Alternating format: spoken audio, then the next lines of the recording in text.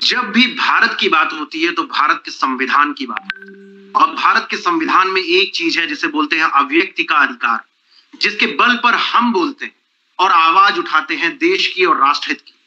लेकिन वो बल का दुरुपयोग भी कोई करने लगे तो हमें आवाज उठाना पड़ता है, क्योंकि जब राष्ट्रहित के बोलने लग जाता है तब हमें आवाज उठाना पड़ जाता है। पिछले कई दिनों से हम लोगों ने संतों की हत्या के मामले को मुहिम बना करके चले हैं, लेकिन आज भी सांप्रदायिक आधार पर भेदभाव की बातें सामने आती जा रही। आज सबसे बड़ा मुद्दा यह है कि देश के संवैधानिक पद पर बैठा हुआ एक आदमी जो कुवैत और अरब देशों से जाकर के भीख मांग रहा है कि पूरे देश में मुस्लिमों के ऊपर अत्याचार हो रहा है और कुवैत अगर मदद करेगी, अरब सरकारें अगर मदद करेंगी तो पूरे हिंदुस्तान में जलजला आ जाएगा।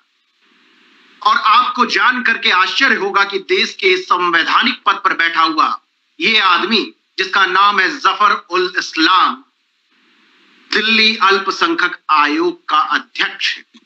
जी हां, दिल्ली अल्पसंख्यक आयोग का अध्यक्ष है और ये कहता है कि पूरे देश में हिंदू कट्टरपंथी ये सुन ले कि मुस्लिमों के साथ जो भी अत्याचार हो रहा है इसमें अरब देश आर्थिक हितों को साइड में रख करके आपके पूरे हिंदुस्तान में जलजला फैला देंगी अगर मुसलमानों ने गुहार लगाई तो। पूरी तरह से ये बात फेसबुक पे उसने लिख करके बोली है। एक संवैधानिक पद पर बैठा हुआ आदमी जब इस तरह की वैमनस्यता की बात करता है पूरे भारत में तो दुख होता है। जब हिंदू और मुस्लिम, पूरा भारत प्रमाण है पूरे विश्व में जहां पे सारे धर्म मिलजुल कर रहते हैं, वहां पर इस तरह की चीजें कोई संवैधानिक पद पर बैठा हुआ आदमी करता है तो दुख होता है। और यही बात इनको जानना चाहिए और अरविंद केजरीवाल सरकार को तुरंत इनके खिलाफ एक्शन ले करके इस संवैधानिक पद से जफर उल इस्लाम खान को तुरंत बर्खास्त किया जाना चाहिए और जो ये भावना बनाने की कोशिश कर रहे हैं इसके खिलाफ कानूनी कार्रवाई होनी चाहिए। आज बात हमारी इस मुद्दे को लेकर के ही होनी है और इसके साथ साथ हमारे साथ बात होगी पाल घर में साधुओं और संतों के हमले को लेकर भी, क्योंकि ये भी हमारी एक मुहिम है जहां पे राष्ट्र में भारतीय सभ्यता और संस्कृति की अस्मिता पर क्वेश्चन उठाया जा रहा है। वहां पर जहां पर भारतीय सभ्यता और संस्कृति को चोट दिया जा रहा है, वहां पर जहां साधु संतों के ऊपर निंदनीय हमले किए जा रहे हैं, वहां पर जहां पर वामपंथी विचारधारा, लेफ्टिस्ट और बुद्धिजीवी वर्ग शांत है, वहां पे हम आवाज उठाएंगे और उठाते रहेंगे। और न्यूज लाइव नाउ के आज के डिबेट में हमारे साथ वही पैनलिस्ट फिर से जुड़ रहे हैं जो अपनी जगह प्रखर है और अपनी बात प्रखरता से रखना जानते हैं। हमारे साथ फिर से योगी वैभव नाथ जी जुड़े हैं और हमारे साथ एक नया चेहरा द्रुति भट्टी जी, जो कि राजनीतिक विश्लेषक हैं और पूरी तरह से जानती हैं कि हिंदुत्ववादी सिद्धांत और मुस्लिम वैमनस्यता को फैलाने वाला कौन है, कौन सी विचारधारा कर रही है, आज अहमदाबाद से जुड़ रही। आज हमारी बात इसी मुद्दे को लेकर के होगी और हम सबसे पहले आएंगे योगी वैभव नाथ जी के पास।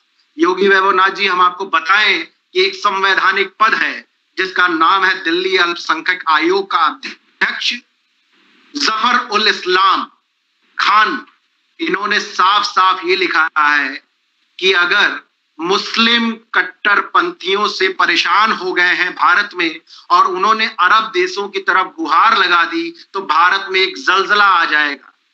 भारतीय सरकार की एक्सटर्नल अफेयर्स विदेश मंत्रालय ने इस चीज की पुष्टि की है कि कुवैत की तरफ से भारत के आंतरिक मामलों में कोई हस्तक्षेप नहीं। भारत के साथ मित्रवत व्यवहार चाहती हैं अरब देशें और ये आज के मुस्लिमों को क्या दिखाने की कोशिश कर रहे हैं कि जलजला आ जाएगा। एक अल्पसंख्यक आयोग वो क्या दिखाने की कोशिश कर रहा है कि भारत में भारत का मुसलमान जो हिंदू और मुस्लिम भाईचारा लेकर के चलता है वो आज सेफ नहीं है। इससे उन गरीब और ग्रामीण मुसलमानों के ऊपर क्या असर लगेगा, क्या असर जाएगा, बताइए योगी वैभव नाथ जी। देखिए कुछ जी, पहले तो मैं कहना चाहूंगा जो जफर उल इस्लाम खान हैं और ये दिल्ली माइनॉरिटी के अध्यक्ष भी हैं, लेकिन इनके मुख से ऐसी बात निकलना कि जलजला आ जाएगा और इस्लाम को खतरा है या कट्टरवादी सोच ज्यादा है हिंदुओं की इसके प्रति। लेकिन मैं आपसे एक सवाल ये पूछता हूँ, इनसे पूछता हूँ कि सबसे ज्यादा सुरक्षित अगर कोई हिंदुस्तान में है तो मुस्लिम भी है, हिंदू तो है ही, लेकिन मुस्लिम उससे ज्यादा है, मैं कहना चाहूंगा। आप खुद देखिए इस दौरान, इस लॉकडाउन के अंतराल में यदि एक जमातियों ने यहाँ पर कुछ चीजें की हैं जिसके कारण इतना सब हल्ला हुआ है, लेकिन आपने कहीं सुना कि उन पर जुल्म ढाए गए? उनको तो कोशिश की गई, समझाया गया और उनके भले के लिए ही उनको क्वारंटाइन किया गया। तो इसमें जुल्म तो नहीं किया कोई। हालांकि इसके अपोजिट हमारे पालघर में या बुलंदशहर में जो 2 संतों की हत्या ही हो गई, उनको तो मौका भी नहीं मिला। उनके पक्ष में कौन बोल रहा है? तो अत्याचार किसके साथ ज्यादा हुए? हिंदुओं के उन साधुओं के साथ में, हम हिंदुओं के साथ में, या जमातियों के साथ में अत्याचार हुए? लेकिन इसके बाद वो ये कहते हैं कि अरब देश से हम गुहार लगाएंगे। तो ये ऐसा उनको बिल्कुल नहीं कहना चाहिए और इसके खिलाफ सरकार को एक्शन इसलिए लेना चाहिए क्योंकि जब एक संवैधानिक पद पर बैठा हुआ व्यक्ति ऐसी बात कहेगा, एक ऊंची बात कहेगा, तो सुनने वाले जो उसको फॉलो करते हैं वो क्या सोचेंगे, उस पर क्या इम्पैक्ट पड़ेगा? क्योंकि एक प्रतिष्ठित पद से जब कोई व्यक्ति बात बोलता है तो उसका प्रभाव ज्यादा लोगों तक इसलिए पड़ता है क्योंकि वो जानते हैं कि ये एक अच्छे पद पे बैठा है, समझदार व्यक्ति होगा, बुद्धिमान पुरुष होगा। लेकिन जब वो ऐसी ऊंची हरकतें करेंगे, ऐसी बातें बनाएंगे, तो उससे क्या फर्क पड़ेगा? और रही बात इस बात की कि अरब क्यों हेल्प करेगा उनकी, बताइए? क्योंकि अरब से तो वैसे भी हिंदुस्तान के बहुत अच्छे संबंध है, भारत देश उससे मित्रता रखता है और उनकी अपनी टर्म्स एंड कंडीशंस होती है, शर्तें होती हैं, और वो व्यापार संबंधित जो भी इनकी योजनाएं होती है उसमें आदान प्रदान होता है। रही बात, इसका भी कुवैत ने खंडन किया है कि ऐसा कुछ नहीं है। ये हो सकता है क्योंकि जब वो खंडन इस बात का कर रहे हैं कि नहीं ऐसी कोई भी हमारे बीच में मतभेद नहीं है भारत के बीच में, तो ये कौन होते हैं चिल्लाने वाले कि कुवैत हमारे पक्ष में है? या पर बैठा हुआ एक आदमी जब भारत सरकार में है और मुख्यमंत्री अरविंद केजरीवाल की वहां सरकार है, अरविंद केजरीवाल द्वारा चुना हुआ ये आदमी है जफर उल इस्लाम खान, जिसने ये तक कह दिया कि मुस्लिम हितों का संरक्षण नहीं हो रहा है। एक पूरा का पूरा फेसबुक पे उसने पेश दिया है और उसने कुवैत के उस लेटर को दिया हुआ है। बड़े आश्चर्य और बड़े हंसी की बात भी है कि इस तरह के पद पर बैठ करके इतना गैर जिम्मेदाराना बयान देना और पूरे भारत में इस तरह की बातें फैलाने की कोशिश करना, कहीं ना कहीं ये एक विचारधारा दिखाने की कोशिश करता है कि इन लोगों के ऊपर किस तरह के अत्याचार हो रहे हैं। बल्कि जब भी बात देश में हुई है तो सभी के हितों की हुई है, बात जब भी हुई है तो मुस्लिमों के हितों की हुई है, बात जब भी हुई है जाति धर्म और संप्रदाय के हितों की बात हुई है। मीडिया ने आवाज तो जो सही है उस सही को रखा है, जो गलत है उस गलत को रखा है। जहां तबलीगी जमात गलत था वहां पे तबलीगी जमात के लोगों को रखा गया, जहां पे साधु संत गलत थे वहां साधु संतों को रखा गया, उनको जेल में डाला गया। लेकिन उसके बाद भी आज की डेट में इस तरह की बातें फैला करके ये हिंदू मुस्लिम को लड़वाने की कोशिश नहीं कर रहे हैं। क्योंकि वैभवनाथ जी बिल्कुल, आप बिल्कुल सही कह रहे हैं। देखिए आज का जो माहौल है, आप एक बात बताइए, एक तो पहले ही देश में लॉकडाउन है, लोग इतने परेशान है, घर में हैं इतने दिनों से, तो उसके दौरान, और दूसरी बात मुझे तो कहीं ये भी थोड़ा सा लगता है कि इसके पीछे कोई गहरी साजिश हो सकती है, और मुझे लगता है होगी अगर जांच होगी इसकी आने वाले टाइम में। क्योंकि आप देखिए कि इतने लोग परेशान हैं, घर में हैं, लेकिन एक तबके को हम लोग इतना प्रेफरेंस दे रहे हैं और हम नहीं चाहते कि उनका नुकसान भी हो। डॉक्टर लोग उनके लिए लगे हुए हैं, जमातियों के लिए लगे हुए हैं, पूरा प्रशासन लगा हुआ है, लेकिन आए दिन कुछ ना कुछ अखबारों में हम पढ़ते हैं कि उन्होंने ऐसा कर दिया, उन्होंने वैसा कर दिया हॉस्पिटल में। लेकिन फिर भी ऐसी कोई भी आप तक खबर नहीं आई कि उन्हें किसी को अपनी जान से हाथ गंवाना पड़ रहा हो। भगवान करे ऐसा ना हो, लेकिन एक बात मैं बोल रहा हूँ। लेकिन आप सोचिए उसके बाद फिर अचानक से घटना घटती है, सब उस पूरे मुद्दे को, क्योंकि सबका माइंड जो है जमात पर टिका हुआ था, पूरे भारत एक टक लगाए देख रहा था, सबका सब ध्यान बटाने के लिए, हो सकता है ध्यान बटाने के लिए कोई ऐसी साजिश रची गई हो जिसके तहत वहां पर 2 साधुओं की हत्या होती है और सब ध्यान चाहता है वहां पर। उसके बाद तुरंत कुछ दिनों बाद बुलंदशहर में हत्या होती है और अब इनका ये बयान आता है यहाँ पर, जो ये संवैधानिक पद पर बैठे हुए उल इस्लाम खां जो हैं, ये बोलते हैं, ऐसे ऐसे बातें कर रहे हैं। तो एक के बाद एक चीजें घटित होते जाना इतने कम अंतराल में, क्या आपको नहीं लगता इसके पीछे कोई बड़ी साजिश हो सकती है? एकदम। और रही बात मैं बात करना चाहता हूँ, रही बात इस बात की, जी मैं आता हूं आपके पास। देश के हितों की जहां बात होती है और देश में धर्मनिरपेक्षता पता की बात होती है, वहां पे केवल एक ही बात होती है कि सभी लोग सबसे पहले भारत के नागरिक हैं, और जब भारत के नागरिक होती हैं तो उसके लिए संविधान बना हुआ है और संविधान के तहत जो भी कार्रवाई होती है वो किसी भी धर्म और संप्रदाय के साथ होती है। लेकिन इस तरह के गैर जिम्मेदाराना बयान दे करके जफर उल इस्लाम जैसे लोग देश में क्या साबित करने की कोशिश कर रहे हैं? मैं माफी चाहूंगा, मैं बीच में आपको रोकना चाहूंगा। एक बात मैं और भी कहना चाहूंगा, मेरे घर की लड़ाई है, मेरे घर की खुद की लड़ाई है, तो मैं अपने घर के मेंबरों से सलाह मशवरा करके अपने उस मुद्दे को सॉर्ट आउट करूंगा, उसको सॉल्व करूंगा। तो मैं बाहर पड़ोसियों पे नहीं जाऊंगा अपना रोना चिल्लाना लेकर के। मेरे साथ ये हुआ, जैसे लोग बैठे हुए हैं ना, सीधी सी बात है, आप को अपना समझते हैं बाहर और अपने लोगों को अरब तनख्वाह नहीं देती। तनख्वाह इनको कौन देता है? यहाँ बैठे हुए भारत ही देते हैं। तो ये तो एक मुद्दा है। और इतना होने के बावजूद भी अपनी गलती को न मानना, ये सबसे बड़ी सोचने वाली बात है कि मतलब हम ही सब कुछ बुरा करते जाएं और हम बुरा ना भी बने और कोई हमें बोल भी ना पाए। अगर किसी ने कुछ बोल दिया तो उसको आंखें भी दिखाएं। तो ये क्या एक मतलब तो गैर जिम्मेदाराना बयान हम चोरी के पास भी आएंगे, चोरी और हम पूछना चाहेंगे। जफर उल इस्लाम खान का गैर जिम्मेदाराना बयान अपनी जगह है। पाल घर में साधु संतों का मामला भी हुआ है, कहीं भी किसी भी प्रकार की वैमनस्यता फैलाने की बात नहीं हुई। 2 साधुओं को मारा गया। जब इंडियन मीडिया ये आवाज उठाती है तो लोग कहते हैं कि मुस्लिमों के ऊपर आफत करने की कोशिश की जा रही है। जब भी हिंदुत्ववादी विचारधारा की बात होती है तो बोला जाता है किसी एक संप्रदाय विशेष को आहत करने की बात हो रही है। क्या किसी की आवाज को उठाना आज के इस परिवेश में गुनाह हो गया है क्या? ध्रुति भट्ट जी बोलिए। सही है कुश जी, नमस्कार। इसके ऊपर एक ही बात है कि आज हम साधु संत को साधु संत भी बोल पा रहे हैं। कल को विपक्ष या कोई ऐसा ना बोल दे कि आपने एक इंसान को साधु संत क्यों बोला, क्योंकि साधु संत वर्ड जो आया है वो सनातन से आया हुआ है। तो उनको ऐसा लग भी सकता है कि आप साधु संत शब्द का भी प्रयोग नहीं कर सकते। अब जिस हिसाब से साधु संतों की हत्या निर्मम तरीके से की गई वो बहुत दुखद घटना है। और उसके बाद जैसे साधु संत को तो हम उसके बाद, क्योंकि भगवों पे तो हमेशा भगवा के ऊपर इन्होंने अटैक किया है, पर उस चीज को भी हम ना देखें और एक इंसानियत के नाते जब इस चीज को देखी जाए तो उसमें से एक जो संत थे उनकी उम्र ही 70 के करीब ऊपर थी, तो उनको सीनियर सिटीजन माना जाता है। और कोई भी देश में यदि सीनियर सिटीजन को आप सम्मान नहीं देते या वो कहीं जा रहे हैं या उनकी आप मदद नहीं कर रहे हैं तो आपके ऊपर कई गलत आरोप भी लग सकते हैं। तो यहाँ पे तो सीधा इतनी उम्र के एक बुजुर्ग साधु को निर्ममता से मार दिया गया और इतनी बेरहमी से मार दिया गया। हालांकि उस देश में वो विपक्ष भी है, वो एक्टर एक्ट्रेसेस भी है जो कुछ भी होने पे कैंडल मार्च करने निकल जाते थे या फिर पोस्टर लेके खड़े हो जाते थे या सोशल मीडिया पे एक्टिव हो जाते थे या मीडिया उसके ऊपर बार बार कार्यवाही करती थी। लेकिन आज वो लोग पता नहीं कहाँ पे गुम है। अब बात आई संस्कृति की।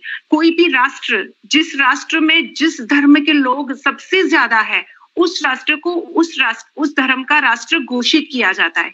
हमारे भारत देश में 60-70% से ज्यादा लोग हिंदू हैं, फिर भी आज तक हमारे देश को हिंदू राष्ट्र घोषित नहीं किया गया। सबसे बड़ी बात यह है कि जिस राष्ट्र को या जिस देश को तोड़ना है उसकी संस्कृति के वार किया जाता है और हमारी संस्कृति के जो रक्षक है वो हमारे साधु संत ही है जिनको हम गुरु मानते हैं। अब उनपे ही वार किया जाएगा, संस्कृति पे वार किया जाएगा तो भारत देश का धर्म या बात कहाँ रहेगी? ये बात धर्म की नहीं है, ये बात इंसानियत को शर्मसार करने वाली घटना है। ध्रुति भट्ट जी, पालघर में संतों की हत्या, हथौड़े लाठी और कुल्हाड़ी से कूच करके मारा गया है साधु संतों को। जिस तरह से वो लोग पीट रहे थे उस तरह से कहीं से भी उनके अंदर दया भाव, किसी भी प्रकार के ऐसा भाव ही नहीं था। जैसे लग रहा था कि भगवा कलर से नफरत है। तो इसके पीछे आपका क्या विचार है कि कौन सी विचारधारा कार्य कर रही है कि गांव के छोटे से तबके से उठे हुए ये लोग ग्रुप बना करके साधु संतों के ऊपर हमला कर रहे हैं? वैभव जी, हम आपके पास आएंगे, हम उनको भी लेकर के आएंगे, जफर उल इस्लाम को, क्योंकि इन्होंने भी गैर संवैधानिक पद पर बैठ करके गैर जिम्मेदाराना बयान दिया हुआ है। आज इनको भी नहीं छोड़ेंगे, इनके पद से इनकी बर्खास्तगी करा करके रहेंगे, क्योंकि भारत में वैमनस्यता फैलाने वाले यही बुद्धिजीवी हैं। लेकिन पहले ध्रुति भट्ट, पालघर में संतों के मामले को लेकर के आप बताएं। देखिए कुछ इसमें ऐसा है, इतना बड़ा समुदाय लॉकडाउन के वक्त एक साथ इकट्ठा एक साथ हो गया और इतने सारे लोग एक किसी 2 साधु संतों के ऊपर और उनके ड्राइवर पे इतनी निर्ममता से उनको हत्या करने के लिए उनके ऊपर काफी वार किए गए। तो ये चीज एकदम से तो हुई नहीं और इसके ऊपर कोई भी ये सवाल क्यों नहीं उठाता है कि ऐसा कौन सा कारण रहा होगा, ऐसी कौन सी बात बोली गई होगी कि इतना बड़ा समूह कोई चीज इतने भड़के हुए और इसके भड़के हुए अवस्था में उन लोगों को मार रहा है जहां पे वो बिल्कुल भी निर्दोष है, जहां पे उन्होंने कुछ नहीं किया, जबकि एक साधु पुलिस को भी हाथ पकड़ के बोल रहा है कि उनकी मदद की जाए। पुलिस या सिपाही या आर्मी के लोग इसीलिए संविधान में है कि वो हमारी रक्षा करे। उन्होंने हाथ पकड़ के उनको उस समूह को दे दिया कि और आप इनको मारो। मतलब ये इतनी बड़ी बात पूरे वीडियो में, और ये तो वीडियो वायरल हुआ तब उसके बाद चीजें सामने आई, तब तक तो लोगों तो ये भी नहीं पता कि ये कोई घटना घटी है। और उसके बाद भी वीडियो वायरल होने के बाद बहुत लोग आवाज नहीं उठा रहे थे। 2 दिन के अंदर न्यूज लाइव नाउ टीम ने आवाज उठाई, न्यूज लाइव नाउ ने इस मुद्दे को उठाया, न्यूज लाइव नाउ ने मुद्दे को उठाया। इंडियन मीडिया जाग नहीं रही थी। आप हमारा पहला वीडियो देखिएगा, इंडियन मीडिया भी जाग रही थी। अब मैं वैभव नाथ जी के पास भी आऊंगा, वैभव नाथ जी से जानूंगा। मैं आपसे एक चीज जानना चाहता हूं। मैंने आपसे बात किया जफर उल इस्लाम की, जो कि दिल्ली अल्पसंख्यक आयोग के अध्यक्ष हैं। उसके साथ साथ मैं आपसे एक चीज और भी कहना चाहता हूं कि जब भारत में मीडिया के लोगों के जो चैनल है उसको जो फंडिंग बाहर से हो रही है, क्या इसको रोक नहीं लगनी चाहिए? और इस जैसे संवैधानिक पद पर बैठे हुए आदमी को बर्खास्त नहीं होना चाहिए? क्योंकि अगर मान लीजिए कि कोई भी चैनल चलता है किसी दूसरी फंडिंग से, तो वो देश हित में क्या काम करेगा? वो तो उसी की बखान करेगा जो जिससे पूरे राष्ट्र के लिए कष्ट हो। ये पिछले कई दशकों से, कई सालों से चलता आ रहा है, जिसपे किसी ने आवाज नहीं उठाया। न्यूज लाइव नाउ फिर से ये आवाज उठा रही है और ये उठाती रहेगी जब तक राष्ट्र हित में विश्व गुरु भारत साबित नहीं हो जाता एक एक परचम को उठाते हुए। पहले हम आपसे जफर उल इस्लाम के बारे में पूछेंगे, फिर मीडिया के इस प्रोपेगेंडा के बारे में भी जानेंगे, क्योंकि ये एक बहुत बड़ी राजनीतिक षड्यंत्र, बहुत बड़ा साजिश पूरे देश में एक एक भाई भाई को लड़ाने का हो रहा है, पूरे हिंदुत्व का नाश करने का हो रहा है और पूरे देश में अराजकता को फैलाने की कोशिश हो रही है। क्योंकि यहाँ पे भारतीय जनता पार्टी जैसी सरकार है जो कि हिंदुत्व को सपोर्ट करती है। इसका मतलब ये नहीं होता कि भारत के संविधान का पालन नहीं होगा। बोलिए वैभवनाथ जी।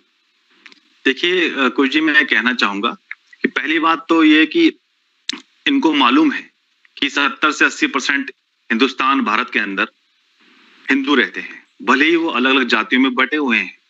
इनको मालूम है कि यदि हम लोग आने वाले कल में एकजुट हो जाएं तो इनकी आवाज फिर सुनेगा कौन? तो अभी से ही कोशिशें जारी हैं कि अपने जो समुदाय को, जो एक सीमित परसेंटेज कह लीजिए, कि उसको इस तरह के भाषण दे करके या इस तरह की आप स्पीच दे करके, अपना जो भी ट्विटर के माध्यम से या सोशल मीडिया के माध्यम से जो आप अपनी बात को कह रहे हैं, तो उनको पंप कर रहे हैं आप, उनको अभी से इस तरह से आप ललकार रहे हैं कि आप तैयार रहो। तो ये मुझे कुछ उचित नहीं लगता। और दूसरी सबसे बड़ी बात, आप ये जो चीजें कर रहे हैं भारत के अंदर बैठकर ही कर रहे हैं और भारत को के खिलाफ जा रहे हैं, लेकिन आप ये भी नहीं चाहते कि आपके विरोध में कोई आवाज उठाए। ऐसा कैसे हो सकता है? और दूसरी बात, सरकार को, मीडिया चैनल को बताना चाहिए अपनी चीजों को, इन चीजों को सबसे ज्यादा, जितने मैं तो बोलता हूं कि जितने मीडिया चैनल हैं उनको एक तरफा नहीं होना चाहिए और सच का साथ देना चाहिए, बिकना नहीं चाहिए। क्योंकि अगर वो बिक जाएंगे, लोगों का विश्वास मीडिया चैनल पे टिका होता है, एकमात्र विश्वास। फिल्में तो झूठी हो सकती है, काल्पनिक हो सकती है, लेकिन मीडिया चैनल पे लोग विश्वास इसलिए करते हैं क्योंकि उन्हें उम्मीद होती है कि शायद यही वो आखिरी स्तंभ है जो हमें सच को दिखाएगा। लेकिन पीछे बात कुछ और है, पीछे कहानी कुछ और है। और यदि मीडिया चैनल बिके होंगे तो वो ऐसी खबरों को दिखाएंगे नहीं, लोगों को सच कैसे पता लगेगा? ये एक बहुत बड़ा डिफरेंस है। सरकार को भी इस पे एक ध्यान देना चाहिए। और दूसरी बात रही, मैं आपके पास आऊंगा, एक चीज पूछना है आपसे। ध्रुति जी के पास आते हैं। ध्रुति जी एक वरिष्ठ चैनल की पत्रकार है, अरुंधति राय, जो ये कहती है कि हिंदू कट्टरपंथियों के बारे में दूसरे देशों को भी देखना चाहिए, दूसरे देशों को भी संज्ञान लेना चाहिए। आपका क्या कहना है इस बारे में?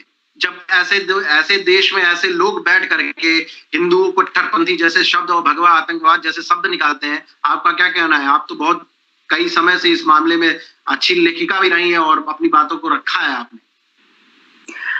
देखिए कुश जी, इसमें ऐसा है कि हमारे संविधान में यदि हम कुछ बोल रहे हैं, मतलब कि हिंदू, मैंने आपको सबसे पहले ये बोला कि हम इनके बारे में साधु संत शब्द भी यूज कर रहे हैं और ये लोग करने दे रहे, ये भी आज बहुत बड़ी बात है।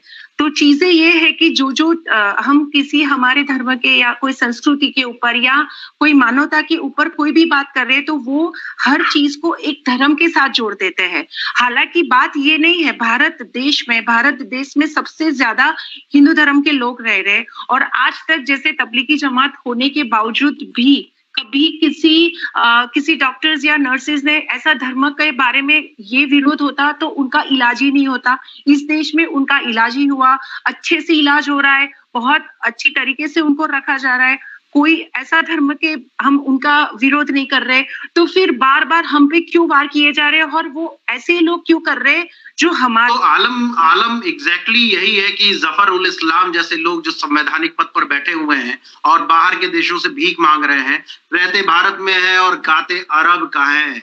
आप मुझे एक चीज बताइए वैभवनाथ जी, मैं आपके पास आ रहा हूं फिर से, मुझे एक चीज बताइए कि जब संवैधानिक पद पर वो भी दिल्ली अल्पसंख्यक आयोग का अध्यक्ष बैठ करके इस तरह की बातें करेगा तो उन अल्पसंख्यक लोगों के ऊपर क्या विचारधारा जाएगी इस देश के बारे में? ऐसे लोगों के खिलाफ सख्त से सख्त कार्रवाई नहीं होनी चाहिए? आप बताइए वो जो छोटे जुड़े हुए अल्पसंख्यक लोग हैं उनके ऊपर क्या आवाज जाएगी कि एक ऐसा आदमी जो इतने बड़े पद पर है वो इस तरह की बातें कर रहा है, यानी कहीं ना कहीं कुछ तो है और पूरा फेक चला करके पूरे देश में किस तरह का भाव बनाने की कोशिश कर रहा होगा।